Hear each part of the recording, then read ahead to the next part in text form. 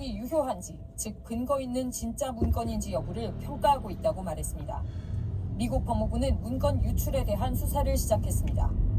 접힌 문건들이 촬영된 형태로 퍼진 기밀 문서들은 미국 정보기관 여러 곳이 수집한 100여 건에 이르는 걸로 알려졌습니다. 미국의 동맹이나 우방은 물론 적대국까지 10여 개국에 대한 정보가 포함됐습니다.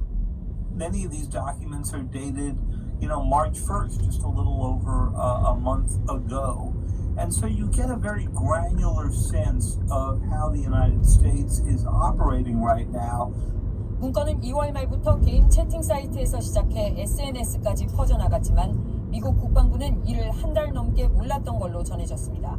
일부 문건은 아직도 SNS에 남아 있습니다.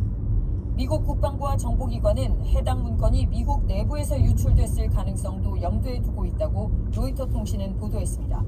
한국 등에 대한 도청 사실 공개가 향후 외교 관계에 미칠 영향과 대책도 논의 중인 걸로 보입니다.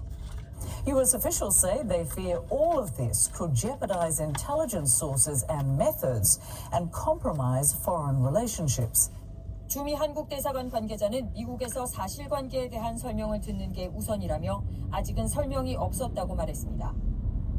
그러면서 이번 사안이 한미 관계에 악영향을 미친다거나 이달 말 정상회담의 의제가 되지는 않을 거라고 했습니다. 워싱턴에서 KBS 뉴스 이정민입니다. 네, 앞서 보신 것처럼 문건에는 우리 국가안보실 핵심 관계자들의 대화 내용이 자세하게 적혀 있습니다. 여러 가지 특수 장비를 활용해서 신호와 정보를 수집했다는데 이게 어떤 의미인지 황정호 기자가 전해드립니다. 이번에 공개된 국가안보실 관계자들의 대화 내용입니다.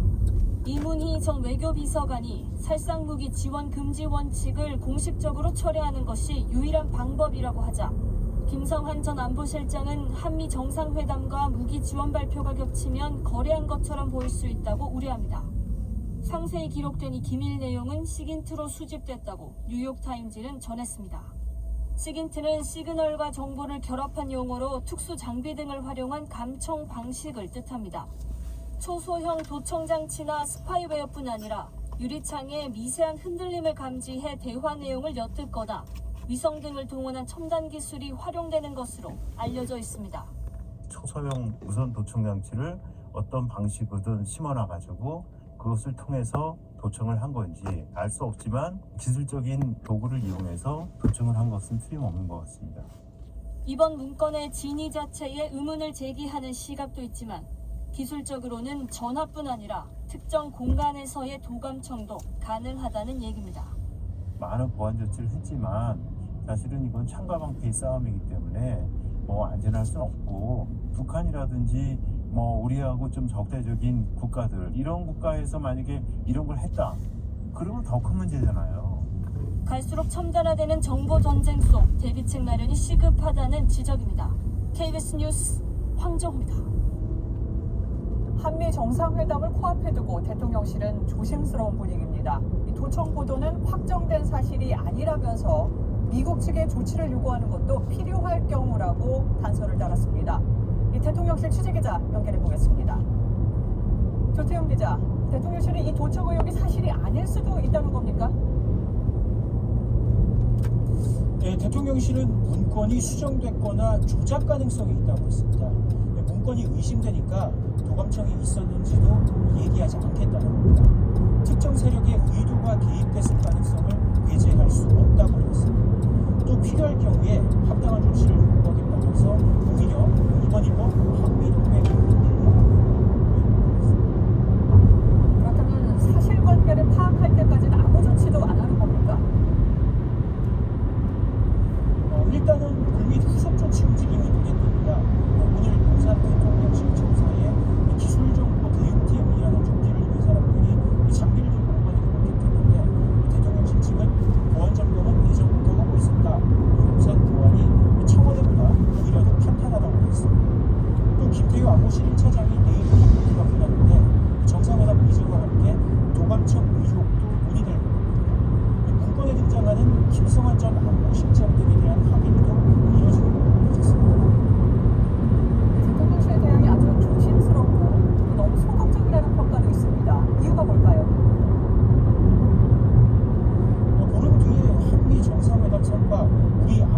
경제 모두에서 중요한데 회담 전에 자국이라고 부인하는 겁니다. 대통령실 고위 관계자는 사안을 일시적으로 봐서는 안 된다라고 설명했습니다. 동시에 근본적인 한미 신뢰 문제, 대통령실 이전 논란을 움직임을 차단하려는 것, 이런 대응으로 한미 정상회담에서 우리가 어떤 걸 얻어낼지 대통령실 부담이 더 커졌다는 분석도 나옵니다. 지금까지 용산 대통령실에서 KBS 뉴스 김태입니다. 대통령실을 용산으로 옮긴 문제도 다시 논란이 됐습니다. 지난해 여야 국방위원 모두가 도청 위험이 있다면서 대비해야 한다고 경고했기 때문입니다. 도청 의혹에 국민의힘은 사실 확인이 먼저라면서 일단 신중한 입장이지만 야당은 명백한 주권 침해라며 공세에 나섰습니다. 이현준 기자입니다. 지난해 5월 이종섭 국방부 장관 인사청문회 국가정보원 출신 민주당 김병기 의원이 대통령실 공사 현장 사진을 보면서 보안 문제를 지적합니다. 제가 만약에 외국의 정보기관원이라면 저기에다가 도청장치를 설치했어요. 육군 출신 국민의힘 신원식 의원 역시 비슷한 문제를 제기했습니다. 뭐 도청이 장비나 여러 가지 뭐 혼란스러운 점을 어차피 이 사람은 혼란스러울 수밖에 없어요. 아주 강도 높은 보안 진단을 좀 해주셔야 됩니다. 약 1년 만에 실제로 불거진 도청 의혹. 두 의원의 생각을 들어봤습니다. 미일 중에는 도청에 관한 우리나라보다 기술이 훨씬 앞선 나라입니다. 그런 나라를 상대할 때는 공간적 거리를 주면 안 되는 것입니다. 근데 지금 대통령실을 한번 보십시오. 바로 담 옆에 미국 부대가 있습니다. 어느 나라 언론 보도에 우리나라가 좀 불편해하는 게 보도됐다고 해서 확인도 안 하고 무작정 화부터 내나요? 항의부터 하고. 만약 그랬다가 사실이 아니면 어떻게 해야 정합니까? 도청 의혹에 민주당은 명백한 주권 침해라고 규정했고 국민의힘은 사실 여부부터 확인하자고 했습니다. 어디까지가 사실인지 도감침이 있었는지 그 자체에 대한 조사가 진행되어야 됩니다. 사실이라면 우리 국민과 정부의 정중한 사과와 함께 재발 방지를 확실히 약속해야 합니다. 다만 여당 내부에서도 동맹국 감청은 있을 수 없는 일이다. 미국 정부에 항의해야 한다는 지적이 나오기도 했습니다. KBS 뉴스 이현준입니다. 동맹 나라들에 대한 도청이 계속 되풀이돼서 더 문제라는 얘기는 도청 대상이 된 나라들뿐만 아니라 미국 안에서도 터져 나옵니다. 워싱턴 연결해서 더 자세히 들어보겠습니다. 이정미 특파, 이 도청 문제가 큰 외교 문제로 번진 적이 여러 차례입니다. 근데 나아진 게 없어요. 네, 그렇습니다. 미국의 도청 감청 의혹 지난 10년만 돌아봐도 잊을만 하면 한 번씩 터져나왔습니다. 그때마다 재발 방지를 언급했지만 지켜지지 않았고요. 2013년이었죠. 미국의 정보요원이었던 에드워드 스노든이 미국이 감시 프로그램 프리즘으로 한국과 독일, 프랑스 같은 동맹국을 감시했다고 내부 보도에서 파장을 낳았습니다. 당시 발언 들어보실까요? I, sitting my desk, certainly had the authorities to wiretap anyone, from you or your accountant to a federal judge to even the president. 바이든 정부 출범 직후에는 미국이 덴마크의 해저통신 케이블로 유럽 정상들을 도청했다는 보도가 나왔습니다. 마크롱 프랑스 대통령이 용납할 수 없는 일이라면서 거세게 항의도 했는데요. 당황한 바이든 정부는 해외 정보 접근법을 재검토했다. 이제는 이런 일이 다시는 없을 거다 해명을 했는데 이번 사건 보면 말뿐이었던 거죠. 이 밖에도 2016년 폭로 사이트 위키리크스는 미국이 반기문 당시 유엔 사무총장과 메르켈 전 총리 회동 등 여러 건의 정상회동을 도청한 사실을 공개하기도 했습니다. 우리나라 말고 이번 문건에 나온 이스라엘, 프랑스 같은 다른 나라들에선 어떤 반응이 나옵니까? 네, 문건에 등장한 국가들이 당황스럽겠죠. 워낙에 민감한 문제다 보니까 내부 파장을 먼저 잠재우는 데 무게를 두는 모양새입니다. 먼저 이스라엘, 이 국내 정치 개입이 금지된 정보기관 모사드가 네타냐후 총리의 사법부 무력화계획 반대 시위를 도왔다는 내용이 공개됐는데 이스라엘 정부는 다 거짓이라고 정면 반박하고 나섰습니다. 프랑스도 이 자국군이 우크라이나에 있다는 기밀 문건 내용을 전면 부인했습니다. 하지만 파장이 여기에서 그치지는 않을 거다. 미국의 외교관계 손상 그리고 신뢰 하락이 우려된다. 미국 언론들은 전하고 있습니다. 지금까지 워싱턴에서 KBS 뉴스 이정입니다. 다음 소식입니다. 지난 주말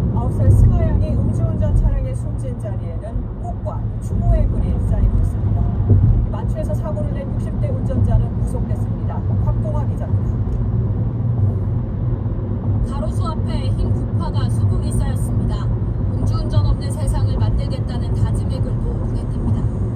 음주운전 차량의 짧은 생을 마감한 9살 배승아 양을 추모하는 마음이 종일 이어졌습니다. 학교 친구들은 배승아 양이 평소 좋아하던 간식이나 인형을 가져다 놓고서 마지막으로 고인을 추모했습니다. 너무 마음이 안타까워요. 잠을 못 잤어. 하늘 아래서 행복하고 지냈으면 좋겠어. 길이 좀 넓혀졌으면 좋겠고 어떻게 좀 새로운 대책을 세웠으면 좋겠어. 그 어느 곳보다 안전해야 할 학교 앞 어린이 보호구역에서 난 사고에 사람들은 할 말을 잃었습니다. 저희 아이도 될 수 있는 사건이었어요. 성인들이 먼저 지각 있는 행동을 펼치시고 서로 안일하게 대응하지 말고 급하게 꾸려진 장례식장에는 유가족들을 위로하려는 조문객의 발걸음이 이어졌습니다. 승아 그런 좋아해주고 승아를 다 기억해주신 것만으로도 진짜 시민 여러분들 감사드립니다.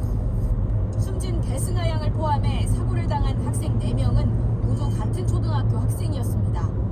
교육당국은 갑작스러운 사고로 놀란 학생들의 심리 지원에 나서기로 했습니다. 만취 상태에서 사고를 낸 66살 A씨는 구속영장 심사를 받기 위해 법원에 출석해 유가족에게 사과했습니다. 너무 죄송합니다. 유가족한테 죄송하다는 말씀 어디 법원은 심사 2시간 만에 달아날 우려가 있다며 구속영장을 발부했습니다. KBS 뉴스 박동호입니다. 사고가 난 곳은 학교 앞 어린이 보호구역입니다.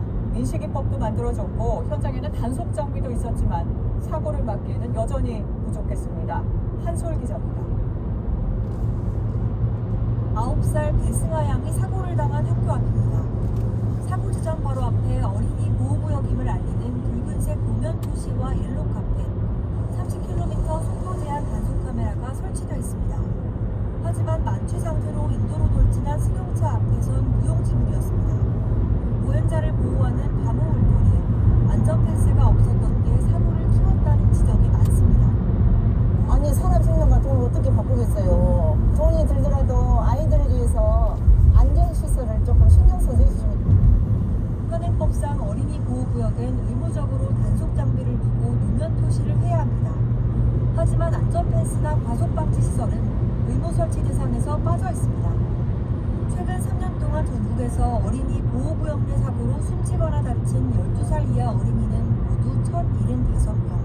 특히 이른바 민식이법으로 관련 법이 강화된 뒤에도 안전시설 설치 규정만큼은 시행규칙이 명확하지 않아 울타리 없는 스쿨존이 여전히 많습니다.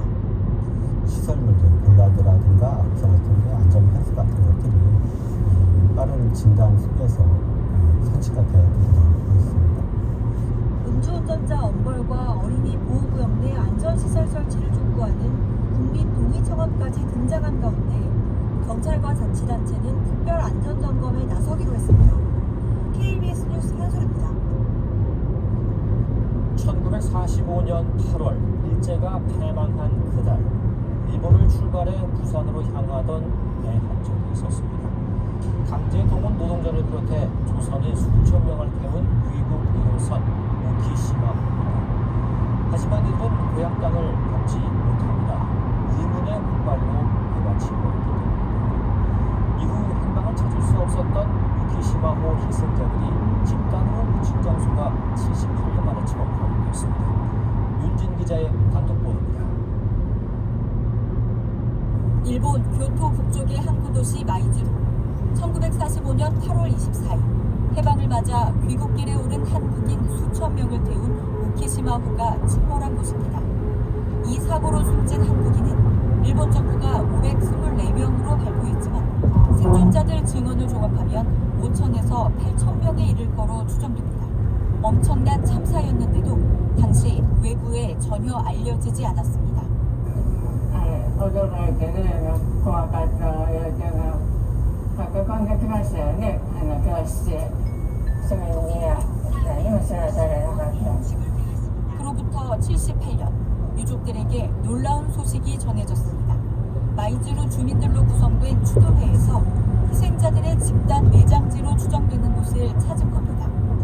細部が作業してるのをやっぱぱり地元の人が見ておられるんですよ。だいぶ時間経ってからですけど、そうだ昔この辺りで見てたなということで。 해상자위대 영내, 해안가 공원, 초등학교와 공터 등 3곳으로 해군이 엄청난 양의 유해를 묻었다. 바다에서 시신 여러 구를 묶어 끌어올린 뒤 한꺼번에 묻었다 등의 목격담도 있었습니다. 당시 떠내려온 시신 수백 구를 모아 해변에서 한 번에 화장했다는 기록도 있습니다. 이렇게 상당수의 유해는 소실됐을 거로 추정됩니다. 일부 유해는 어민들에게 발견돼 지역 사찰에 안치됐습니다. 돌아가신 분 유해 머리 4개만이 여기 떠있다. 아버지의 유해를 찾아 헤맸던 아들은 혹시라도 아버지 유해가 아닐까 간절히 절을 올립니다.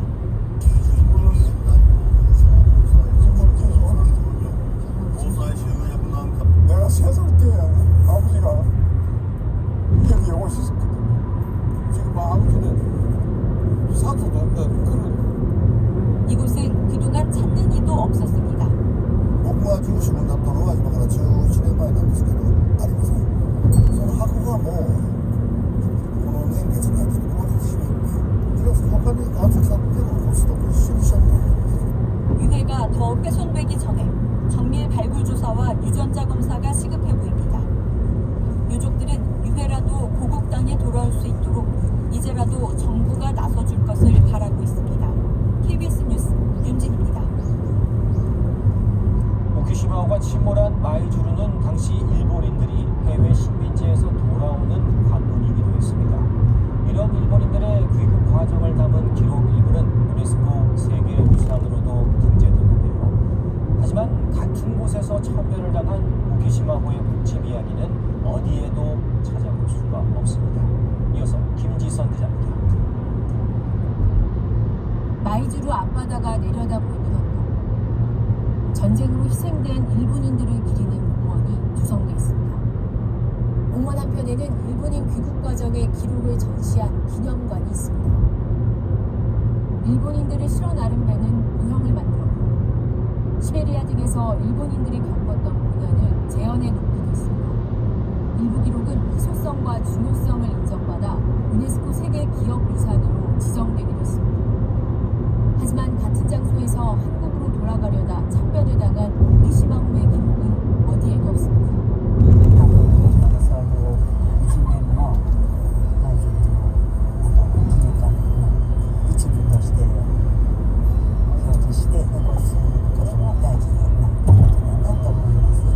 비극의 기록은 주민들 사이 입에서 입으로 전해졌습니다.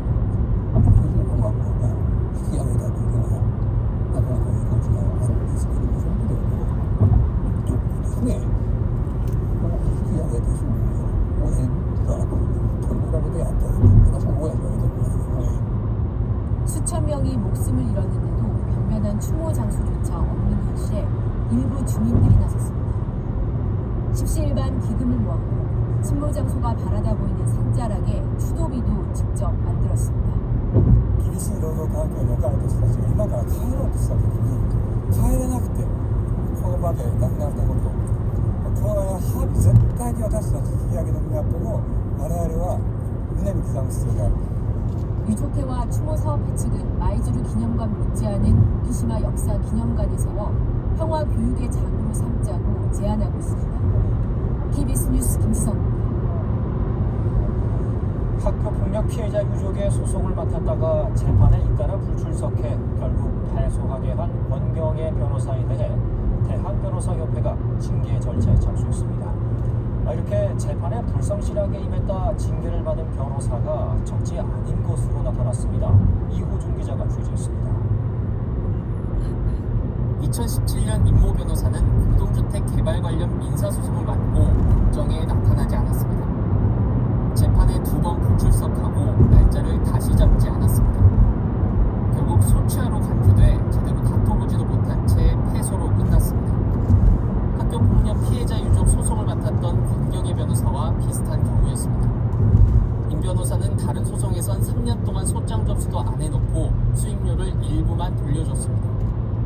대한변호사협회는 임 변호사에게 불성실 변론 등을 이유로 정직 1년 징계 처분을 내렸습니다. 변호사가 재판에 3번 이상 출석하지 않아 변협 징계를 받은 경우는 최근 10년간 모두 9건, 5년간 변호사 활동이 금지되는 제명 처분을 받은 경우도 있었습니다. 그동안 의뢰인의 개인적 피해 사례로 치부됐지만 재발을 막으려면 제도 개선이 필요하다는 목소리가 나옵니다. 엄정한 자정 작업을 통해서 다른 변호사분들이 공정을 그리고 국민들의 피해를 줄여드리도록 변호사 범죄 재단이라든가 손해배상이 원만하게 이루어질 수 있는 그런 제도적인 구비 장치까지 여러 가지 저희들이 활동. 대한변호사협회는 오늘 상임이사회를 열고 권경희 변호사에 대한 직권조사를 승인했습니다. 앞으로 한 달여간 자체 조사를 거쳐 징계 수위를 논의할 방침입니다. 제가 감당할 부분들 내몰라라 하는 상황은 아니고요. 내가 감당할 부분에 대해서 감당하고자 합니다. 학교폭력 피해자 유족 측은 이번 주 중 권 변호사를 상대로 손해배상 청구 소송을 낼 예정입니다. 다만 유족 측은 SNS를 통해 권 변호사가 빈털털이라고 했다면서 또다시 이렇게 소송에 나서는 게 무슨 의미가 있겠냐고 심경을 밝혔습니다. KBS 뉴스 이호준입니다. 올해 1월과 2월 검거된 마약 사범은 2,600명, 이 사상 최다였던 지난해 같은 기간보다 30% 넘게 늘었습니다.